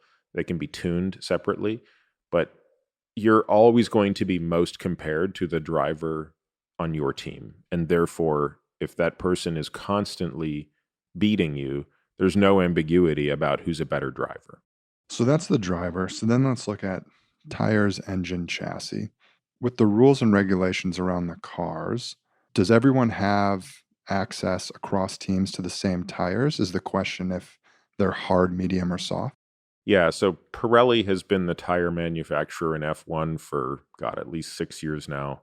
But if you look at the history of F1, sometimes you've had different tire manufacturers in the same year. So certain teams would use Bridgestone while others would use Michelin, Goodyear, all sorts of things. But for the past, I don't remember how many years, but it's been at least 6, maybe longer. Pirelli has provided 5 tires throughout the year, plus the 2 wet weather ones. So there are 7 tires that you have. And then for each race, they designate a soft, medium, and a hard. So the 5 tire compounds are C1, 2, 3, 4, and 5 in increasing hardness. And they might say C1, 2, 3 are the soft, medium, and hard for this race, or it could be 2, 3, 4, or 4, 5, 6. And then there's an intermediate tire. And those, by the way, are always colored red, yellow, and white. So if you look at the tire rim, you'll know it's a soft tire because it's red. The medium for that race is the yellow, and the hard is the white. Then the intermediate is a green tire with an intermediate tread. The other ones are slick, of course. And then the blue tire is the full weather tire, and that has a more aggressive tread. So the more tread you have, the slower the tire is between the intermediate and the wet. And then the soft, medium, and hard are the slick tires. And basically the trade-off here is the harder the tire, the longer it lasts and the slower it is because it has less grip. So one of the rules of F1 is unless it's a wet or intermediate tire, those situations are aside. But when you're using any of the dry tire compounds, you must use at least 2 tires of 2 different compounds in a race. So what that means is even if this were a race that were short enough that you could get away with just the hard tire, you can't do it. You have to make at least 1 pit stop to switch to a different tire compound. And obviously certain races like Bahrain last week, you'll see multiple pit stops from the teams because the tire degradation of that circuit is so high. And that's where the strategy then, it seems like, comes in.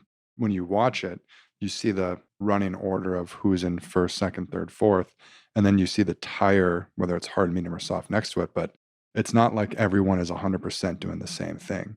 So is that where a lot of the strategy comes in on which tires are used at which point of the race? Yes, and also when you switch and how many times you switch. So, for example, you could run a race on a hard and a medium and do one switch, whereas someone else might do a soft, medium, and do two switches. Now, every time you switch tires, you have a guaranteed time hit of roughly 25, 26 seconds. That's about how much time is lost as you have to slow down to enter the pit, have the actual tire change, which is taking a little longer this year than last year. This year, they're based on one race, they're probably averaging closer to 3 seconds. Last year was just a little over 2 seconds. So it doesn't sound like much, but again, that's a relatively small price you're paying relative to how much you have to slow down to drive into and enter the pits. So under what scenario would you risk an extra pit stop, which costs you 25 seconds, to do two stops when someone else is doing one? Well, the answer is if you can make up half a second per lap on a 50-lap race with a different tire strategy, then you would stay out. And by the way, there's always a risk when you do a pit stop that something goes wrong and that 3 second of actual tire changing becomes 10 seconds. We see that all the time where it's so hard to change one of these tires. And if anything goes wrong and a bolt gets wedged or something strips, it can be the end of the race. So your anxiety always goes up when they enter the pit. Yeah. Well, and it's interesting too, is because it seems like one of the best examples, maybe it's just because I haven't watched it as much, of having fresher tires. What that does is the last race last year, because when that safety car was out, Verstappen pitted, got new tires. Hamilton didn't get new tires. And you saw what happened in whose car was fresher and whose tires were faster on that last lap. Yeah. Okay, so that's tires. Now, engine and chassis, is that going to be different for each team? Are there regulations around it can't exceed certain things, but there's still flexibility in each team? How does each team do that? So as far as engines go, there are only a handful of engine manufacturers in F1. So last year you had 4. So you had Mercedes that made an engine, and they obviously made it for their car, but they also shared it with other teams. So McLaren, Williams, Ferrari, which obviously makes for their team, but also for their sister team, Alfa Romeo, and also for Haas. And then Renault, which is the Alpine team. Renault only makes for Alpine. And then Honda for Red Bull and for their sister team, AlphaTauri. Now, Honda left the sport last year, but Red Bull preserved the rights to the engine. So Red Bull is still using a Honda engine, as is AlphaTauri. And then, as I said, you have Renault making for Alpine. And then basically everybody else is using a Mercedes or Ferrari engine. Now, this is different from IndyCar, where in IndyCar, everybody's on the same engine, everybody's on the same chassis. In that sense, there's something that IndyCar has that's better than Formula One, in my opinion, which is everybody's basically in the same car. And now the setup and the driver and the strategy play a bigger role. In F1, the engine and the chassis, which are unique to each team, by the way, even though Mercedes makes the engine, you can't assume that the same engine is in the Williams car. They're not getting exactly the same engine. And the engine that the Mercedes team is using that is built by them, everything about their car is tailored to how to use it. So Ferrari has the best Ferrari engine. Mercedes has the best Mercedes engine. And of course, the chassis is huge. Aston Martin has a Mercedes engine, but Aston Martin makes the chassis. And it's hard to imagine that they could ever do as good a job as Mercedes is doing, because Mercedes gets to design their chassis to pair it to a Mercedes engine. So you have very different equipment in F1. And were there rule changes this year around the cars? Because I feel like watching last year, there was a lot of talk. Yeah, every few years, there's a major rule change. It's usually every 6 or 7, sometimes every 8 years. So this was an 8-year change. So the last major, the way I think of it, as a huge regime change in F1 was in 2013 to 2014. So prior to 2013, Red Bull was the most dominant team of that era. So in 2011, 12, and 13, Sebastian Vettel with Red Bull won the F1 title, and he almost won it in 2016. actually. He was so close to winning in 2009 that, for all intents and purposes, Red Bull and Vettel dominated F1 for 5 consecutive years. Then what happened in 2014, the hybrid turbo era was introduced, and then Mercedes became the most dominant team ever in the history of F1 by winning 8 out of 8 constructors championships and 7 out of 8 drivers championships. So there's basically 2 championships every year. There's the drivers championship, which is awarded to the driver with the most points. And there's the constructors championship, which is the constructor with the most points. And those 2 are not always the same. Meaning it's not always that the team that the driver drives for is going to win. To do that, you would have to have 2 relatively strong drivers, which Mercedes has historically had. Although last year, as everybody knows, a Red Bull driver, Max Verstappen, won the drivers' championship, but Mercedes was still hands down the best team and won the constructors' championship because Max Verstappen and Sergio Perez had fewer points for Red Bull than Lewis Hamilton and Valtteri Bottas had for Mercedes. So now, to your point, we have another regime change. So now the new rules that were introduced for this year are going to readjust the pecking order. And the rules basically came down to how to make the cars more competitive and how to create more wheel-to-wheel racing. So that basically reduced the downforce of the cars, which means that when a car is following another car, it is less susceptible to the dysregulation of airflow going over it. So Formula One cars are basically like airplanes flying upside down. So an airplane flying right side up, the more speed going in front of the airplane, the higher it goes up. That's what lift is. So the force of lift is equal to the surface area of the wing times the velocity squared times the coefficient of lift. So that's why when a plane reaches its terminal height and terminal velocity, it turns down the coefficient of lift, so it doesn't just keep going up. A Formula One race car is an upside-down airplane. So the faster it goes, the harder it's being pushed down. And to put this in perspective, last year's cars had so much aerodynamics that once they hit about 70, maybe even 60 miles per hour, I think it was actually less than 100 kph, so call it 50 to 60 miles per hour, they were generating downforce that exceeded their weight. Think about what that means. At less than 100 kilometers per hour, they could be driving upside down. That's how much downforce they generate. So you can imagine if you have 2 cars on a straightaway at 300 kilometers per hour, they're basically stuck to the ground. But if one car is behind another car, which by definition it needs to be to pass, its airflow is being disrupted and it's losing downforce and therefore it's slowing down. And that creates a vicious cycle that makes it difficult to pass. And so they wanted to make it more competitive, and it looks like they've succeeded if you just look at last week's race.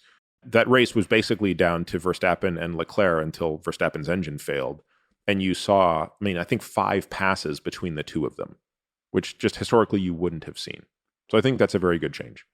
They've also changed the tire size. So the wheels are now bigger wheels. And I think it's super exciting because we're basically back to square one and trying to figure out tires and engines. And they did one thing that I think is really stupid, which is they introduced E10 fuel, which I think is just the dumbest idea ever.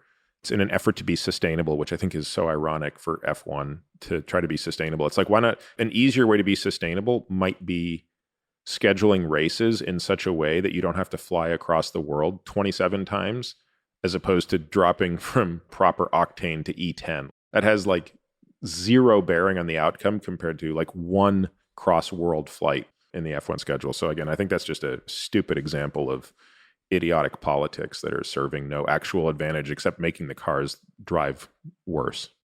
So based on those changes and based on what we saw in week 1, and again, this is recorded on March 23rd, so there hasn't been a second race. Is it looking like this year is going to be not only more competitive in the races themselves in terms of action, passing, but also is it safe to say it's going to be more competitive in terms of the teams that are competing? Because last year, McLaren and Ferrari were battling a little bit for third in the constructors, but there wasn't a lot of competition in that. Last year was a pretty good battle between first and second, between Mercedes and Red Bull, and then between third and fourth, as you said, although by the end it wasn't really much of a battle. So Mercedes pretty much pulled ahead, and then Ferrari pretty much pulled ahead of McLaren. Although I think that was less on the basis of the cars and probably more on the basis of the performance of a couple of the drivers.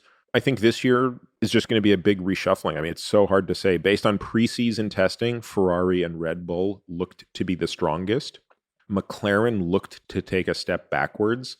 And by the way, that all looked to be true in that first race. Ferrari looked incredibly strong going 1-2. Had Verstappen and Perez not had a pump failure in their engine in the last 3 laps, the order would have been Ferrari, Red Bull, Ferrari, Red Bull.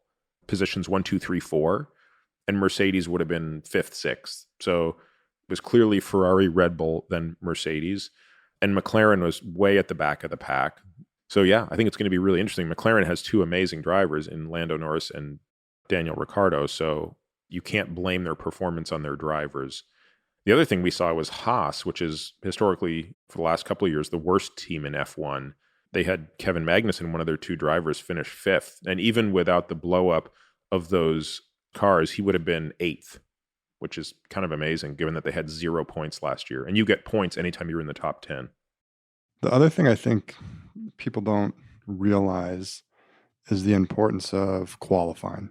So the race on Saturday, and then it kind of fits into another thing, which is each of these tracks is so different that there's, from what I've picked up at least, it seems like there's some tracks that are more competitive, where if you don't qualify first, you have a chance to overtake. And there's other tracks where if you don't qualify first, unless the first place person just does something stupid or has car issues, they're probably going to win. Can you walk through how all that fits together and works? The schedule for an F1 weekend is, with one exception, which I'll point out in a second, is you always start with FP1 and FP2. Free practice 1, free practice 2 are on Friday. Saturday morning is FP3. That's the 3rd practice session. And then qualifying is Saturday afternoon. And then race is Sunday. So those are your 5 sessions to an F1 weekend. The purpose of FP1, 2, and 3 is to scrub some tires. You want to get 1 lap on a set of tires to basically get that sheen off them so that you have a nice set of brand new tires to get ready. And you're also learning the track. So FP1 and FP2, it's very difficult to draw much of a conclusion for how people are going to perform that weekend, because they're really fiddling with the setup of the car. Because as you said, every track is very different. There are some tracks where you want very little downforce. So you want little downforce on a track that is a high-speed track. So Monza is the prototypical example. So Monza, it's called the Temple of Speed. It's the fastest track in all of F1. And you have very little downforce there. So meaning you can't go as fast around the corners, but you can go much faster in the straights. Conversely, you have tracks like Suzuka in Japan, which is one of my favorite tracks, which is maximum down speed. You have so many high-speed corners that you basically say, we're going to put all of our eggs in the downforce basket and make sure we can go as fast as possible around these high-speed corners, and we'll give up 15 miles an hour of straight line speed, if not 20 miles an hour of straight line speed. Yeah, you probably on Suzuka are giving up 20 mile an hour straight line speed compared to Monza. And then, of course, there's everything in between. So you have to fiddle with that setup as much as possible during those practice sessions, scrub your tires. And so it's really only an FP3 Saturday morning that you get a sense of how fast somebody can go. And then quali works as follows. You have what's called Q1, Q2, Q3. So Q1, everybody goes out. You basically have 12, 15 minutes to put a lap time down. And at the end of Q1, the top 15 move on, and the bottom 5, their place is determined on the grid by where they finished. And then Q2, you do the same thing again, and now it's the top 10 that go forward, and places 11 to 14 are set on the grid. And then Q3 is for all the marbles. That's where the final 10 positions are set on the grid. And so that's virtually how every race works. The grid is determined by quali. There are a couple of races last year where they did something called a sprint quali, where you do, I think they go FP1 and then quali on Saturday, and then maybe FP2, I don't remember, but somehow they insert an extra race in the schedule on Saturday afternoon. And that race grid is determined by your position in qualifying, but then how you finish the race determines how you'll start the race on Sunday. So it's a short race, typically, 16 laps or something like that. So it's about a quarter to a third the length of the total race, no pit stops, just go for broke. How you finish in that race determines your position. And there's lots of pros and cons to that. I think it makes sense on some circuits. I think it probably doesn't on some. So we'll see. I can't remember how many races are going to have it this year. I think it'll be present again for another 3 or 4 races this year. With the qualifying, how many races do you think where it's more important than others? Meaning, what percentage of the tracks are hard to pass on versus easier to pass on? The track that is almost impossible to pass on is Monaco. So I'd have to go back and look at the analysis, but the analysis you'd look to do is what percentage of races are won by pole sitters. And I think in Monaco, that's going to be the highest. And in Monaco, it's just such a narrow track, it's very difficult to pass. Suzuka is also a very difficult track to pass on. There were only a handful of places you can pass. Historically, Abu Dhabi was one of those tracks where you couldn't really pass. Now, they made a lot of changes last year to change the circuit, slow it down a little bit, and create more passing opportunities. But look, there's never a scenario where you're not going to do your best in qualifying because higher grid place is always better. And this is kind of different from the golden era of F1, which in my view was the 80s and early 90s, when you could radically change the tuning of a car during qualifying. So if you look at the McLarens of the mid 80s, they could boost those things to like 1,400, 1,600 horsepower during qualifying, and they might race at 800 horsepower. So remember, maybe it was like 1,200, 1,300 versus 700 or 800. I mean, a significant difference. And frankly, there were some drivers like Niki Lauda, very famously, would not boost during qualifying. He was like, look, it's friggin' dangerous. There's a good chance I'm going to kill myself or blow up the car. He was such a good racer that he was like, I'm fine if I'm going to be fourth on the grid. I'm going to make it up on the grid. I'm not going to risk it. Ayrton Senna is the best qualifying driver of all time. So if you look at the statistics of how many pole positions relative to race starts, nobody's even close to Senna. God, he's like 63 or something, 63 pole positions out of 161 races. I mean, that's insane. Even Hamilton and Schumacher are nowhere near that. And Hamilton's, statistically speaking, by far the greatest F1 driver of all time. But on that one metric, nobody compares to Senna, despite the fact that his career was cut very short. And on the strategy side, when people are watching on Sundays, what should they be watching for on that piece? We already talked about hard, soft, medium tires. When you actually are pitting, are there other things that people who are watching should be looking out for on that piece to kind of understand it better? And the other thing should say is, and I don't know how recent this is, I haven't been watching as long as you, but it is really cool to be able to hear drivers in real time and teams talk to drivers in real time that you don't see in any other sport. You don't hear Bill Belichick calling plays or talking to his quarterback throughout where you do hear it in F1. So there is that. But are there any other things that people should be looking out for on the strategy piece on any given race to kind of understand? It's understanding how much you push, too.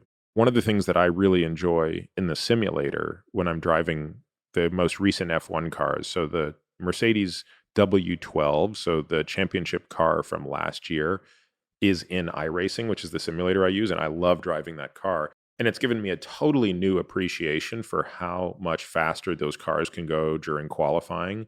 And so then the question is why? So a lot of things that determine speed are tires. Softer tires are going to generally be faster, especially, new soft tires, but they might only be fast for 10 laps. And then how you discharge the battery. So remember, these are turbo hybrid cars. So they're getting probably an extra 160 or 200 horsepower out of a battery. And in qualifying, the reason they're so much faster, so if you look at a qualifying lap, let's say you look at a qualifying lap at Interlagos, which is the shortest circuit on the grid, but it's also one of my favorites.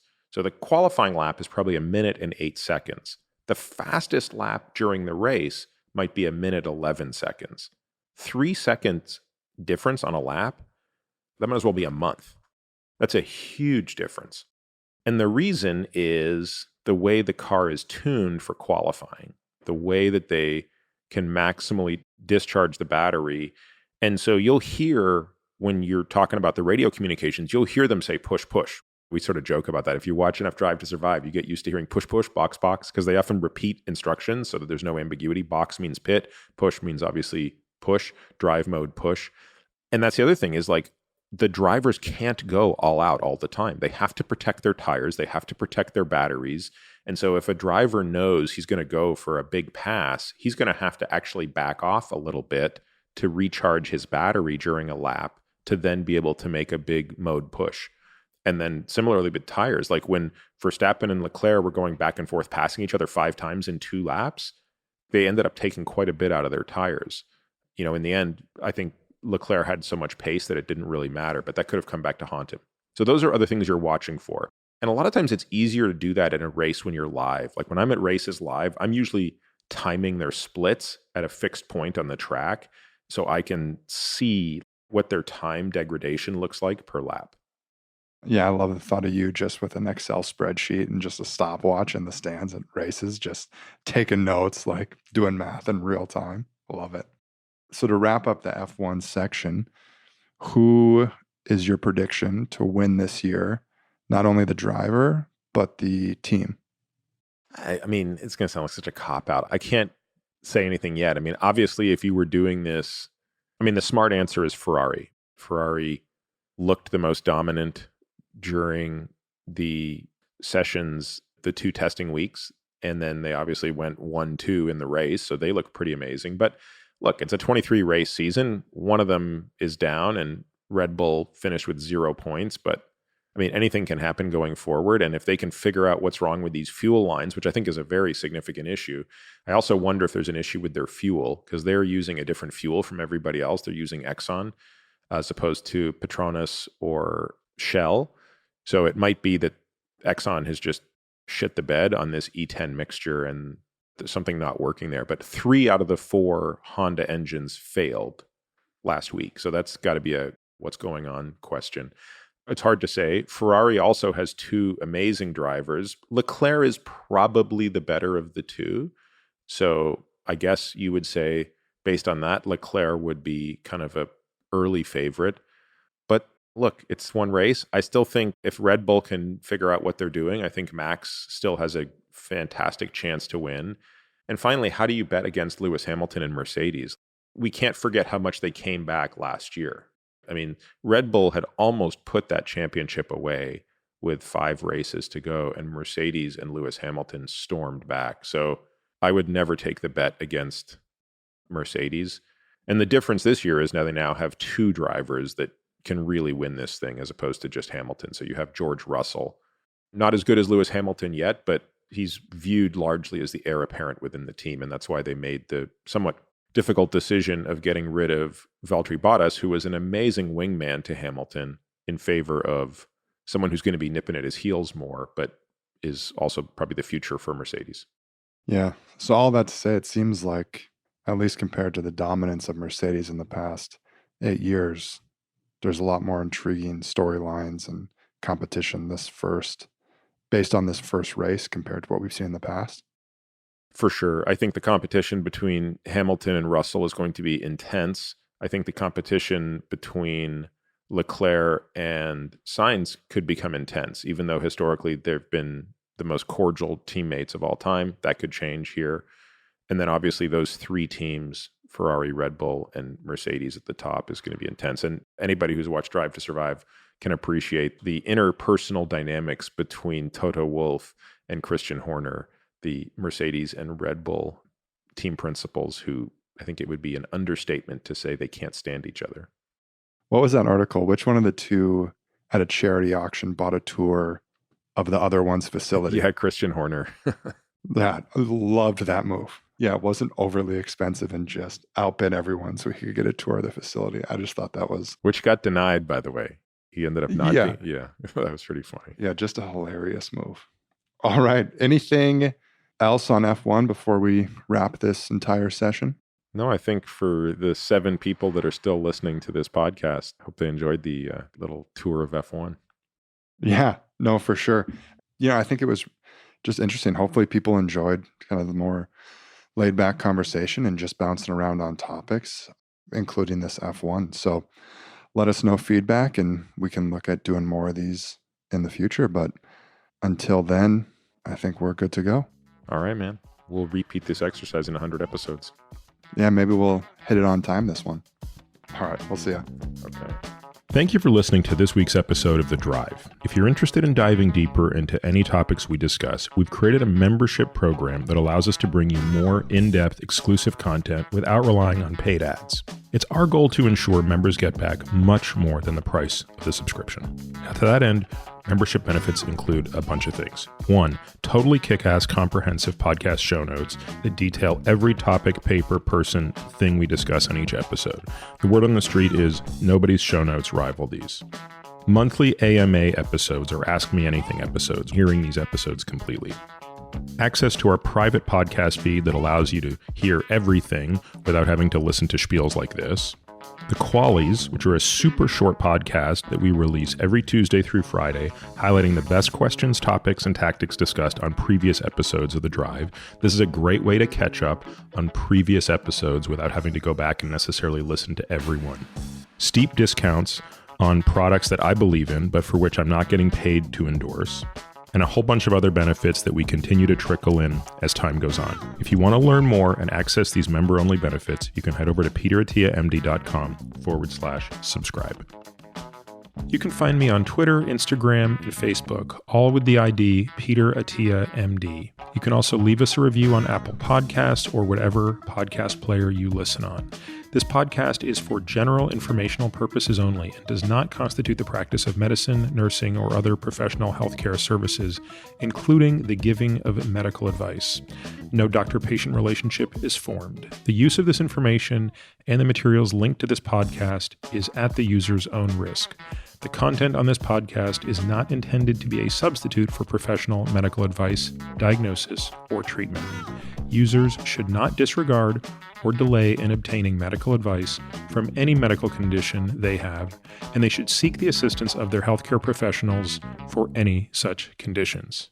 Finally, I take conflicts of interest very seriously. For all of my disclosures and the companies I invest in or advise, please visit peterattiamd.com/about, where I keep an up-to-date and active list of such companies.